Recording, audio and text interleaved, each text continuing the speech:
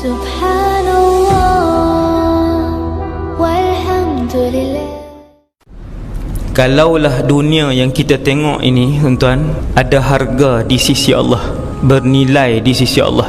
Kalaulah dunia yang kita tengok di keliling kita yang terdiri daripada kereta mewah, sebahagian perniagaan yang mengaut keuntungan sehari 1,000-2,000 ringgit, dunia yang terdiri daripada rumah-rumah mewah, gedung-gedung kelang yang besar, dunia yang terdiri daripada anak-anak dan isteri, dunia yang terdiri daripada pangkat-pangkat yang tinggi, dunia yang terdiri daripada jawatan-jawatan ketua-ketua negara. Seandainya, kata Nabi, dunia ini ada nilai di sisi Allah sesama dengan nilai sebelah sayap nyamuk, masaqa minha kafiran syurbatama, nescaya kalian tidak akan melihat seorang kafir pun yang dapat meminum seteguk air. Disebabkan dunia ini tidak ada harga di sisi Allah, disebabkan dunia ini tidak pernah dipandang oleh Allah, maka dengan sebab itulah orang yang mensyirikkan Allah setiap hari mereka juga dapat rezeki yang disebarkan oleh Allah Subhanahu wa ta'ala di atas muka bumi ni. Betapa dunia ni tak bernilai, tempat singgah saja. Yang bernilai ialah apabila seseorang itu mendapat redha Allah, masuk dalam syurga Allah. Di sana bermulanya kehidupan seorang manusia bernilai di sisi Allah Subhanahu wa ta'ala. Syurga ada harga, redha Allah ada harga.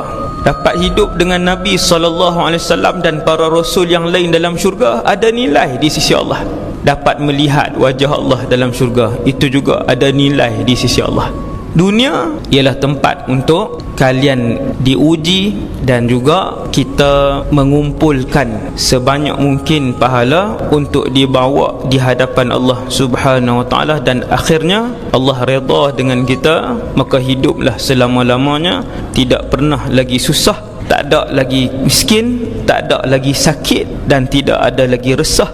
Iaitulah kehidupan dalam syurga. Tak ada yang lebih kenal dengan dunia ni daripada penciptanya sendiri, iaitulah Allah.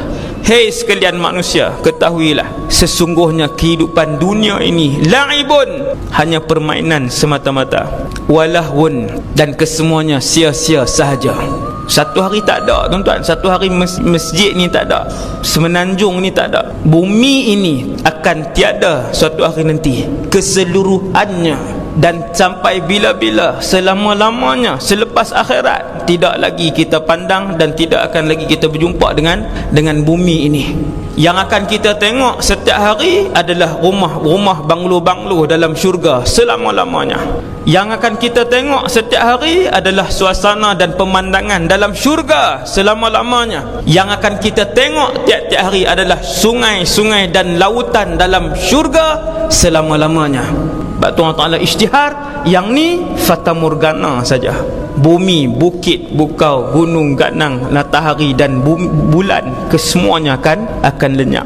Satu alam lain lagi yang kita akan berkenalan, yang akan kita teroka, yang akan kita tengok, iaitulah sama ada satu alam yang dinamakan syurga ataupun alam tu namanya neraka. Wal'iyadzubillah. Tuan-tuan, lihat saya duk sebut dunia-dunia ni, kena sebut ke anak-anak ni hari ni, supaya anak-anak dan ahli keluarga kita dia tak terlalu jauh tenggelam dalam dunia ni. Duk ingat dunia ni last, kita ada destinasi terakhir, iaitulah akhirat. Kalau kita berani sebut, kalau kita boleh sebut dekat anak-anak benda ni, insya-Allah cara pandang anak-anak dengan dunia ini akan berubah sehari demi hari, sedikit demi sedikit. Mereka akan melebihkan akhirat dalam kehidupan mereka. Kalau ayah, kalau mak rajin sebut ke anak lebihkan akhirat, kalau mak dengan ayah rajin sebut dekat anak hidup kita ini destinasinya akhirat, kalau mak dengan ayah rajin sebut dekat anak supaya kejar redha Allah, cara hidup anak itu tak sama dengan anak-anak lain yang tak pernah disebut oleh ayah dia tentang hakikat dunia ni. Bincang pasal handphone pernah, bincang pasal pelajaran pernah, bincang pasal nak pergi berjalan kat mana pernah, bincang pasal berniaga pernah, tapi bincang pasal akhirat tak pernah. Lepas tu kita heran, kita main semayang, anak kita tak semayang. Kita heran, kita main kuliah, anak kita main game. Kita heran, kita main masjid, anak kita duduk atas jalan. Sebab kita tak sebut kepada mereka seperti mana yang diajarkan oleh Rasulullah sallallahu alaihi wasallam.